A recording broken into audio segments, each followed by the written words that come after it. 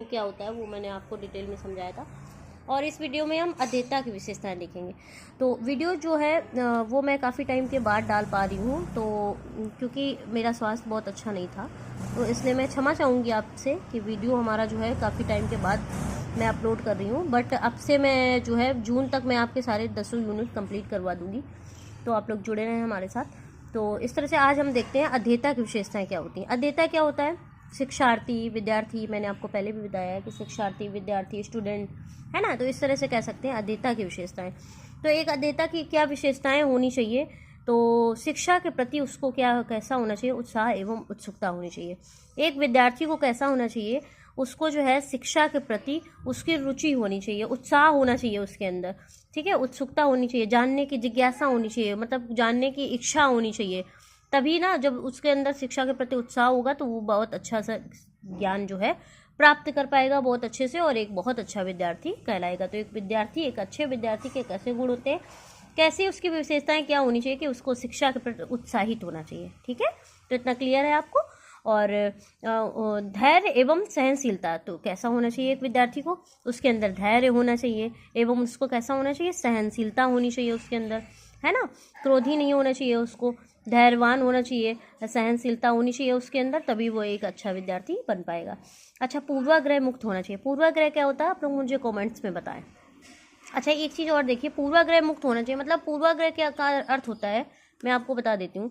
पूर्वाग्रह का जो अर्थ होता है, मतलब पहले से कुछ भी दिमाग में सोच के रखना, ठीक है, पहले से ही कुछ दिमाग में सोच के रखना, मतलब पहले से ही किसी चीज़ के बारे में धारणा बना लेना। जैसे कोई टीचर है, मान लीजिए पढ़ा रहे हैं, तो वो क्लास में आया नहीं, मतलब पहले से ही सोच लिया अरे ये तो बेकार पढ़ाते हैं, ये अच्छा नहीं पढ़ाते हैं, मुझे नहीं समझ आता। आपने पढ़ा नहीं है लेकिन पहले से ही बोल दिया कि ये तो बेकार है, इनका मुझे समझ में नहीं आएगा, है ना। तो पहले आप उसको देखिए, समझिए, है ना। ऑनलाइन जैसे क्लासेस चल रही है तो उसमें पहले आप वीडियो को देखिए, समझिए, है ना। पहले से किसी चीज़ के बारे में धारणा नहीं बनानी चाहिए। तो इस तरह से विद्यार्थी को कैसा होना चाहिए, मतलब कोई भी चैप्टर पढ़ रहे हैं तो पहले से ये धारणा बना ली कि अरे ये तो बोरिंग चैप्टर है, ये मुझे नहीं पढ़ना है, तो ऐसा नहीं होना चाहिए, है ना। क्योंकि पूर्वाग्रह मुक्त होना चाहिए, तो ऐसे जो है पहले से ही कोई धारणा बना लेना, इससे जो है मुक्त होना चाहिए। तो इस तरह से। और कैसा होना चाहिए? उसका जो आत्मविश्वास एवं मजबूत इच्छा शक्ति, एक विद्यार्थी की जो सेल्फ कॉन्फिडेंस है वो बहुत अच्छा होना चाहिए कि नहीं नहीं मैं कर लूँगा, मैं जो है मैं इसको पढ़ लूँगा। देखिए, हर चीज़ कठिन होती है, मुश्किल होती है, बट नामुमकिन कुछ भी नहीं होता है। तो इस तरह से उसको कैसा होना चाहिए? उसका सेल्फ कॉन्फिडेंस अच्छा होना चाहिए एक विद्यार्थी का, और इच्छा शक्ति जो उसकी है स्ट्रॉन्ग, मतलब मजबूत होनी चाहिए, उसकी जानने की इच्छा, जिज्ञासा जो है वो अच्छी होनी चाहिए, तो एक बहुत अच्छा विद्यार्थी वो कहलाएगा। और ईमानदार तो होना ही चाहिए, हर आदमी को ईमानदार होना चाहिए। और कैसा होना चाहिए? शोधकर्ता होना चाहिए। शोधकर्ता मतलब जैसे कोई टीचर ने कोई टॉपिक दे दिया, जाइए इस पर रिसर्च करके लाइए, जाइए इसको खोज के लाइए कि क्या हुआ था उस समय। तो अगर विद्यार्थी बहुत अच्छा है तो क्या करेगा वो कि नेट पे सर्च करेगा, इधर उधर से जानने की इच्छा रखेगा, तो उसको शोध करेगा, मतलब शोध करना मतलब खोज करना, है ना। उसकी तह तक पहुंचने के लिए क्या करेगा कि मतलब क्या है ये टॉपिक, क्या है, तो उसको सर्च करने के लिए नेट पे सर्च करेगा, अपने आसपास के लोगों से पूछेगा, है ना। तो वो जानने की इच्छा होगी तो वो कहीं से भी इधर उधर से सार उसको एकत्र करके और उस टॉपिक को अच्छे से जान मतलब उसको समझ लेगा, है ना। तो उस एक विद्यार्थी को कैसा होना चाहिए? शोध करता जाइए, तो इस तरह का होना चाहिए। और कैसा होना चाहिए? शिक्षा के प्रति रुचि एवं समर्पण। अब देखिए, एक विद्यार्थी को कैसा होना चाहिए? उसकी जो है शिक्षा के प्रति रुचि बहुत अच्छी होनी चाहिए। कैसे? जब उसका शिक्षा के प्रति इंटरेस्ट होगा तभी वो जो है अच्छे से पढ़ पाएगा, तभी वो एक सफल विद्यार्थी कहलाएगा, है ना। और समर्पण का भाव होना चाहिए, मतलब मान लीजिए समर्पण का भाव, कितने भी टाइम मुझे क्लास चल रही है, 10 बजे मान लीजिए सर क्लास पढ़ा रहे हैं तो आपको 10 बजे क्लास लेनी है, तो इस तरह का समर्पण का भाव होना चाहिए।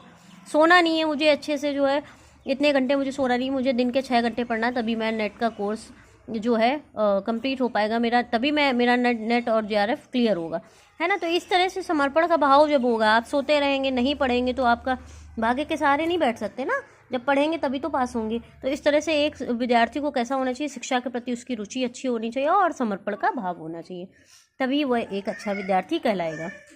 और उसकी संचार क्षमता कैसी होनी चाहिए? उसकी कम्युनिकेशन स्किल जो है वो अच्छा होना चाहिए, मतलब एक विद्यार्थी को अपनी बात को प्रेजेंट करना आना चाहिए, है ना। कभी कभी देखा होगा किसी किसी को नॉलेज बहुत होती है बट उसको जो है अपनी बात को प्रेजेंट करना नहीं आता, किस तरह से सभी के समक्ष जो है या टीचर के समक्ष एक विद्यार्थी कैसे अपनी बात को प्रेजेंट करे, तो उसका जो वो चीज़ है संचार क्षमता, उसी को संचार क्षमता कहते हैं। तो उसका जो कम्युनिकेशन स्किल है वो भी बहुत अच्छा होना चाहिए। और नेक्स्ट हमारा जो है उसका व्यवहार कैसा होना चाहिए, उसका व्यवहार सबके प्रति अच्छा होना चाहिए। एक विद्यार्थी का अन्य विद्यार्थियों के साथ में भी व्यवहार अच्छा होना चाहिए, टीचर के साथ में भी व्यवहार उसका अच्छा होना चाहिए। तो इस तरह से एक विद्यार्थी को कैसा होना चाहिए, उसका व्यवहार बहुत अच्छा होना चाहिए। तो इस तरह का हमारा लास्ट जो पॉइंट है वह सुनिश्चित करना है उसने पाठ को पूर्णतया समझ लिया है। कभी कभी क्या होता है, ओवर कॉन्फिडेंस होता है। ओवर कॉन्फिडेंस ज़्यादा अच्छा नहीं होता है। जैसे कि विद्यार्थी है, मान लीजिए टीचर ने पढ़ाया, हाँ मुझे तो सब याद हो गया, मुझे रट गया, ऐसा नहीं होना चाहिए। पहले उसको अच्छे से सुनिश्चित करना है, जानना है कि जो भी चैप्टर मुझे टीचर ने पढ़ाया है तो मैंने उसको अच्छे से पढ़ लिया। एक बार उसको मन में खुद से ही रिवाइज करना चाहिए कि मुझे अच्छे से समझ आ गया है। मान लीजिए आप ओवर कॉन्फिडेंस में आपने सोच लिया मुझे तो सब याद हो गया, और जब टीचर क्वेश्चन पूछ रहे हैं तो आप बता नहीं पा रहे हैं। तो इस तरह से पहले आप एक विद्यार्थी को कैसा होना चाहिए, पहले उसको सुनिश्चित कर लेना होता है कि मैंने जो अध्यापक ने हमें पढ़ाया है वो मैंने पूर्णतः समझ लिया है, मुझे पूर्णतः समझ में आ गया है। तो इस तरह से एक अध्येता की जो 10 ये पॉइंट है, हमारे जो विशेषताएं होती हैं, ये मैंने आपको बहुत अच्छे से समझा दी है। आपको मोटा मोटा हेडिंग याद रखनी है और छोटा छोटा मैंने उसको जो अर्थ भी आपको बता दिया है। तो इस तरह से नेक्स्ट हमारा क्या है, अब देखिए शिक्षण को प्रभावित करने वाले कारक कौन से होते हैं। ये पॉइंट अपने आप में बहुत इंपॉर्टेंट पॉइंट है, क्योंकि शिक्षण को प्रभावित करने वाले कारक क्या क्या होते हैं, बहुत अच्छा प्रश्न है और यहाँ से हमेशा 1-2 प्रश्न आते ही हैं। तो ये जो है शिक्षण को प्रभावित करने वाले कारक कौन कौन से होते हैं। तो पहला जो हमारा कारक होता है वो स्वीकारक, जिसको हम पर्सनल फैक्टर्स भी कहते हैं। तो स्वीकारक, अब देखिए स्वीकारक क्या होता है, ये हमारे 3 कारक होते हैं शिक्षण को प्रभावित करने वाले। स्वीकारक, बौद्धिक कारक जिसको इंटेलेक्चुअल फैक्टर्स भी कहते हैं, और मनोवैज्ञानिक कारक मतलब साइकोलॉजिकल फैक्टर्स। तो ये हमारे 3 कारक हैं, पर्सनल फैक्टर्स, इंटेलेक्चुअल फैक्टर्स और साइकोलॉजिकल फैक्टर्स। तो इस तरह से स्वीकारक, बौद्धिक कारक और मनोवैज्ञानिक कारक। तो पहला हमारा जो स्वीकारक है, स्वीकारक क्या होता है, स्वयं का कारक, मतलब किसका, शिक्षण का स्वयं का कोई कारण रहता है। तो जो क्या होता है, जो शिक्षण को प्रभावित कर सकता है, मतलब शिक्षण मतलब अध्यापन कार्य को, ठीक है, अध्यापक अध्यापन कार्य करता है, उसी को हम शिक्षण कहते हैं। शिक्षक किसको कहते हैं, अध्यापक को। शिक्षण किसको कहते हैं, अध्यापन मतलब शिक्षक जो पढ़ा रहे हैं, क्लास में ज्ञान प्राप्त करा रहे हैं स्टूडेंट्स को, तो उसको हम शिक्षण कहते हैं।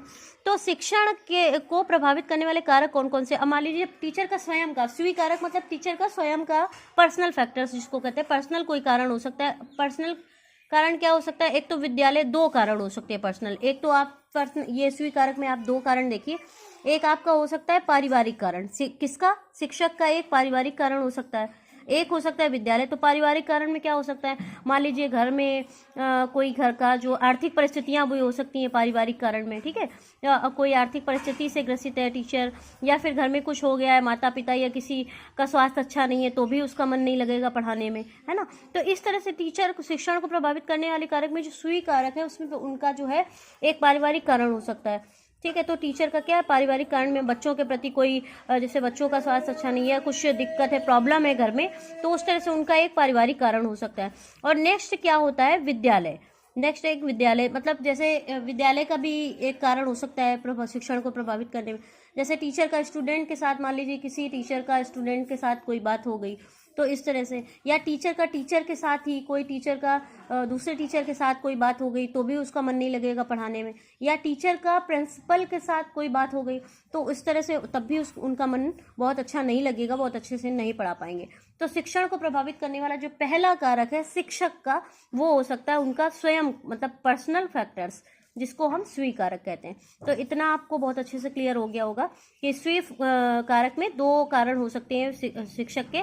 एक तो उनका स्वयं का पारिवारिक कारण, पारिवारिक परिस्थितियां, जिसमें परिवार की आर्थिक परिस्थितियां और स्वास्थ्य गड़बड़ या कुछ भी, मतलब कुछ भी कारण हो सकता है पारिवारिक परिस्थितियों में। और विद्यालय का कुछ भी कारण हो सकता है, टीचर का स्टूडेंट के साथ संबंध अच्छा नहीं है, या टीचर का किसी टीचर के साथ झगड़ा हो गया, या प्रिंसिपल ने आके टीचर को डांट दिया तब भी उनका मन नहीं लगेगा पढ़ाने में। तो इस तरह से ये जो है विद्यालय की परिस्थितियां बनती हैं। और ये तो पहले तो शिक्षण को प्रभावित करने वाले कारक अच्छे होने चाहिए। और नेक्स्ट क्या है, बौद्धिक कारण। बौद्धिक कारक क्या होता है, जिसको इंटेलेक्चुअल फैक्टर्स भी कहते हैं। एक बौद्धिक कारक, शिक्षक को एक बौद्धिक मतलब कह सकते हैं कि उनकी जो बौद्धिक कारक, जो बौद्धिक कारण भी हो सकता है। मान लीजिए कभी कभी क्या होता है कि जैसे कि आपको जब कोई भी टीचर क्लास में पढ़ा रहे होते हैं तो उससे पहले क्या होता है, उनको स्वयं ही पहले बहुत अच्छे से पढ़ना होता है। एक शिक्षक को कैसा होना चाहिए कि बौद्धिक कारण मतलब उनकी जो उनको स्वयं से बहुत अच्छे से जब पढ़ेंगे तभी एक स्टूडेंट को अच्छे से पढ़ा पाएंगे।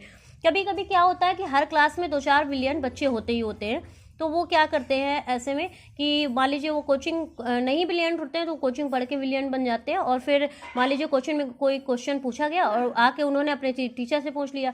तो अगर टीचर का बौद्धिक स्तर अच्छा है तो वो क्या करेगा, स्टूडेंट को ही उसकी बातों में उलझा के अपने जो क्वेश्चन का जो है वो आंसर निकलवा लेगा। ठीक है, अगर उसका बौद्धिक स्तर बहुत अच्छा है टीचर का तो, है ना, और अगर बहुत अच्छा है तो पहली बात तो वो जवाब दे लेगा। और अगर उसको जवाब नहीं पता है मान लीजिए, तो वो अगर उसका बौद्धिक स्तर अच्छा है शिक्षक का, तो स्टूडेंट को ही उनकी बातों में उलझा के उनका जो उन्हीं से अपना प्रश्न का उत्तर निकलवा लेगा। तो इस तरह से तो एक टीचर का क्या है, इंटेलेक्चुअल फैक्टर्स मतलब बौद्धिक कारक भी जो है शिक्षण को प्रभावित कर सकता है। तो इस तरह से उनका जो है वो बौद्धिक कारक है वो भी अच्छा होना चाहिए इस तरह से। और मनोवैज्ञानिक कारण, एक होता है फिजिकोलॉजिकल मनोवैज्ञानिक। अब इसमें देखिए क्या होता है फैक्टर्स में, मनोवैज्ञानिक कारक है अभिक्षमता और अभिरुचि, इसको कहते हैं। अभिक्षमता क्या होता है, देखिए अभिक्षमता क्या होता है, मतलब जो अभिक्षमता और अभिरुचि में एक जैसे कि एक अभिक्षमता मतलब जैसे कि कोई पढ़ा रहा है,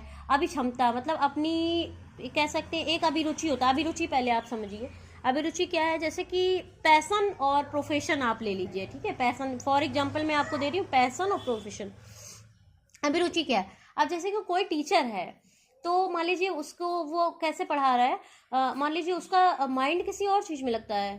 ठीक है, और लेकिन वो बन गए टीचर किस लिए बन गए, तो वो आर्थिक स्थितियाँ अच्छी नहीं है पढ़ाने के लिए या पैसों के लिए, उन्होंने एक कह सकते हैं ना कि एक मतलब पढ़ाने के लिए वो जो है टीचर बन गए कमाई के लिए, पैसे के लिए।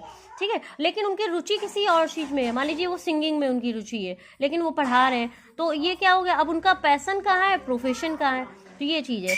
वो दोनों अलग अलग होनी चाहिए, तो उसके प्रति क्या अभिरुचि होनी चाहिए। अगर आपकी रुचि अच्छी है, अब जैसे मेरा मान लीजिए पढ़ाई के प्रति रुचि है और मैं पढ़ा रही हूँ, ठीक है, तो मैं बहुत अच्छा पढ़ा पाऊंगी। लेकिन अगर पैशन और प्रोफेशन दोनों अलग अलग होते हैं, सिर्फ आर्थिक स्थितियों मतलब आर्थिक उसके के लिए आप पढ़ा रहे हैं और आपका मन कहीं दूसरी जगह लगा है, आपका इंटरेस्ट दूसरी जगह है, तो उसमें फिर जो है बहुत अच्छा नहीं पढ़ा पाएंगे।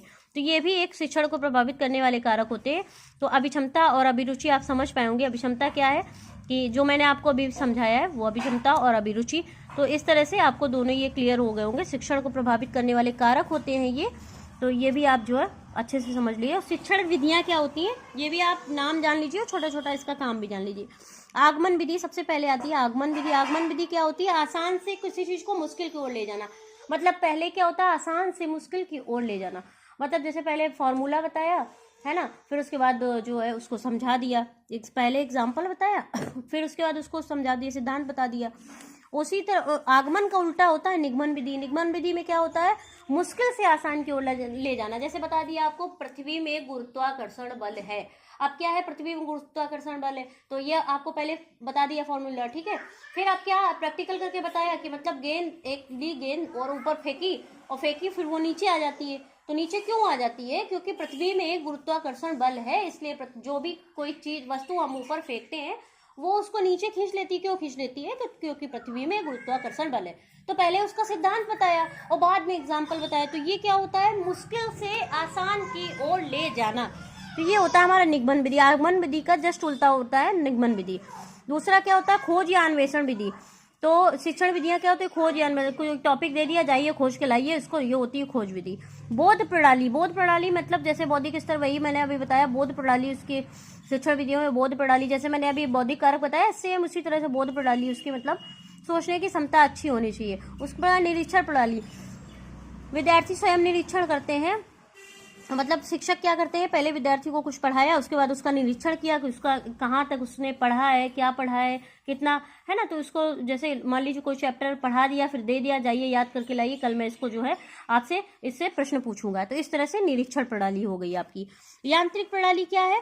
यांत्रिक प्रणाली किसी इंस्ट्रूमेंट के द्वारा पढ़ाना। यांत्रिक प्रणाली जैसे कि यूट्यूब के माध्यम से बच्चे पढ़ रहे हैं, है ना, तो इस तरह से लैपटॉप, ये यांत्रिक प्रणाली हो गई आपकी। सामूहिक पाठन विधि, है ना, जिसको कहते हैं ग्रुप डिस्कशन। मतलब कोई भी चैप्टर दे दिया, जाइए ग्रुप में आप डिस्कस कीजिए और इसके आंसर पता करिए, जिसका जवाब सही होगा। तो इस तरह से सामूहिक पाठन विधि हो गई।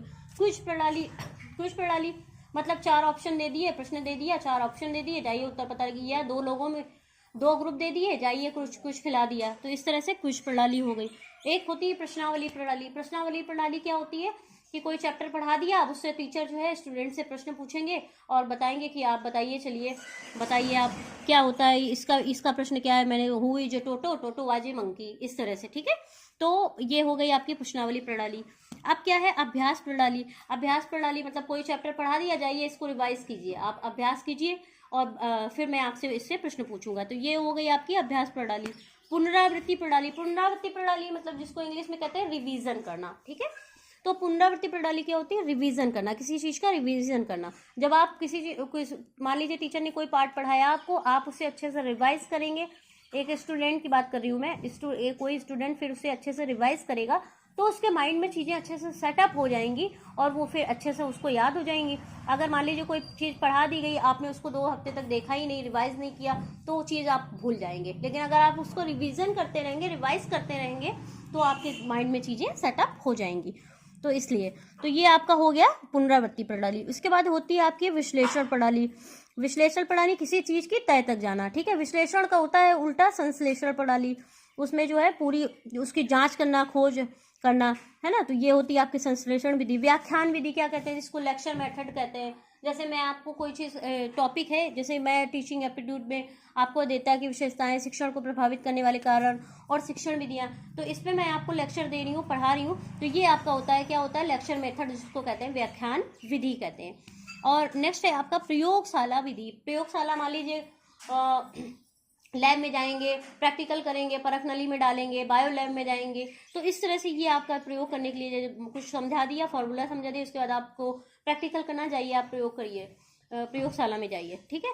जैसे कि आपको कंप्यूटर सीख रहे हैं, आपको पहले सिलेबस समझा दिया गया, उसके बाद आपको प्रैक्टिकल करना होता है, ठीक है। तो आप प्रयोग तो इसलिए आप उसमें जो है कंप्यूटर पे आप उसको प्रैक्टिकल करेंगे। तो इस तरह से होता है आपका प्रयोगशाला विधि। और नेक्स्ट है आपकी खेल विधि। खेल विधि क्या होती है? एक टीचर जो है खेल में स्टूडेंट को बहुत अच्छे से सिखा देता है। अभी मैंने फेसबुक पे देखा था, एक टीचर थी, वो बहुत अच्छे से पढ़ा रही थी। तो वो खेल के माध्यम से बच्चों को गिनती सिखा रही थी। कुछ बच्चे इस साइड खड़े थे, कुछ इस साइड, और इस साइड से एक बच्चे से बोला गया कि आप इसमें ना पत्थर फेंकिए। तो उधर से पत्थर फेंक रहा, उधर साइड से एक बच्चे को बुलाया जा रहा है कि आप काउंट करिए कि इसने कितने पत्थर फेंके हैं। तो इस तरह से बच्चों को खेल के माध्यम से गिनती सिखा देना, खेल के माध्यम से बच्चों को सिखा देना सब कुछ। तो ये होती है आपकी खेल विधि। तो ये जो है शिक्षण की विधियां हो गई आपकी 16 है। मोटा मोटा मैंने आपको नाम याद रखने हैं और छोटा छोटा मैंने उसका काम भी बता दिया है आपको। तो मेन जो आपका है ये नाम